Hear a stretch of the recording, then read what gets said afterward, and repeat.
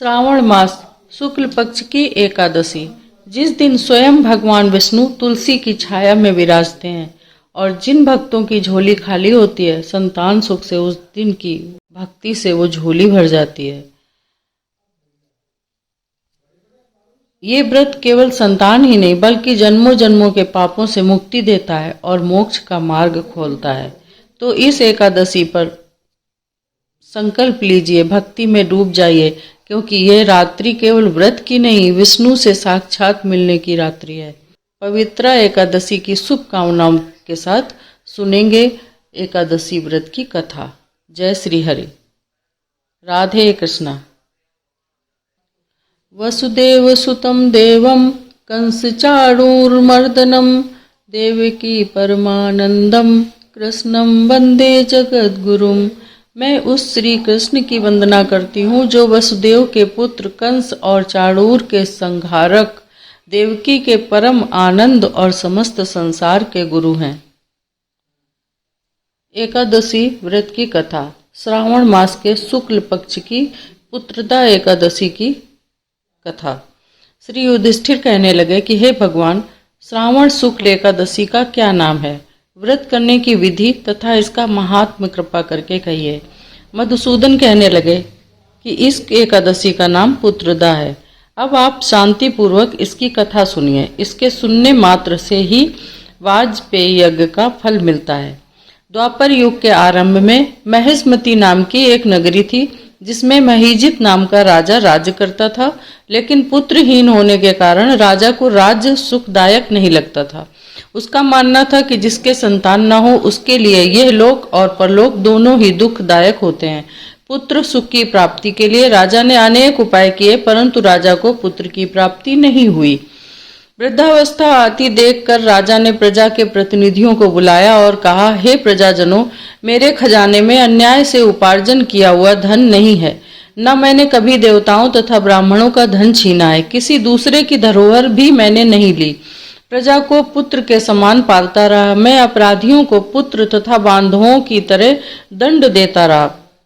कभी किसी से घृणा नहीं की, सबको समान माना है। सज्जनों की सदा पूजा करता हूँ। इस प्रकार धर्मयुक्त राज्य करते हुए भी मेरे पुत्र नहीं है, सो मैं अत्यंत दुख पा रहा हूँ। इसका क्या कारण है?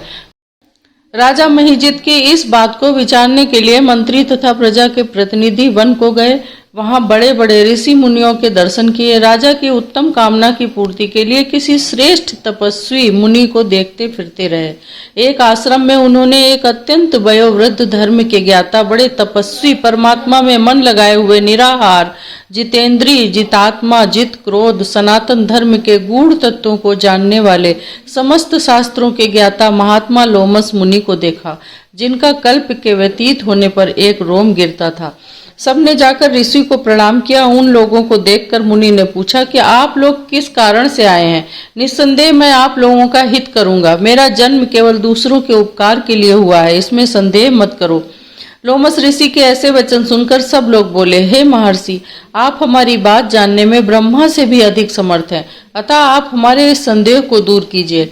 महिष्मतीपुरी का धर्मात्मा राजा महीजित प्रजा का पुत्र के समान पालन करता है, फिर भी वो पुत्रहीन होने के कारण दुखी है। उन लोगों ने आगे कहा कि हम लोग उनकी प्रजा हैं, अतः उनके दुख से हम भी दुखी हैं। आपके दर्शन से हमें पूर्ण विश्वास है कि हमारा यह संकट अवश्य दूर हो जाएगा, क्योंकि महान पुरुषों के दर्शन मात्र से अनेक कष्ट दूर हो जाते हैं। अब आप कृपा करके राजा के पुत्र होने का उपाय बताएं। ये वार्ता सुनकर ऋषि ने थोड़ी देर के लिए नेत्र बंद किए और राजा के पूर्व जन्म का वृत्तांत जानकर कहने लगे कि यह राजा पूर्व जन्म में एक निर्धन वैश्य था। निर्धन होने के कारण इसने कई बुरे कर्म किए। ये एक गांव से दूसरे गांव व्यापार करने जाया करता था। एक समय ज्येष्ठ मास के शुक्ल पक्ष की द्वादशी के दिन मध्याह्न के समय जबकि वो 2 दिन से भूखा प्यासा था, एक जलाशय पर जल पीने गया। उसी स्थान पर एक तत्काल की ब्याही हुई प्यासी गौ जल पी रही थी। राजा ने उस प्यासी गाय को जल पीते हुए हटा दिया और स्वयं जल पीने लगा। इसीलिए राजा को ये दुख सहना पड़ा। एकादशी के दिन भूखा रहने से वो राजा हुआ और प्यासी गौ को जल पीते हुए हटाने के कारण पुत्र वियोग का दुख सहना पड़ रहा है। ऐसा सुनकर सब लोग कहने लगे कि हे ऋषि, शास्त्रों में पापों का प्रायश्चित भी लिखा है, अतः जिस प्रकार राजा का यह पाप नष्ट हो जाए, आप ऐसा उपाय बताइए।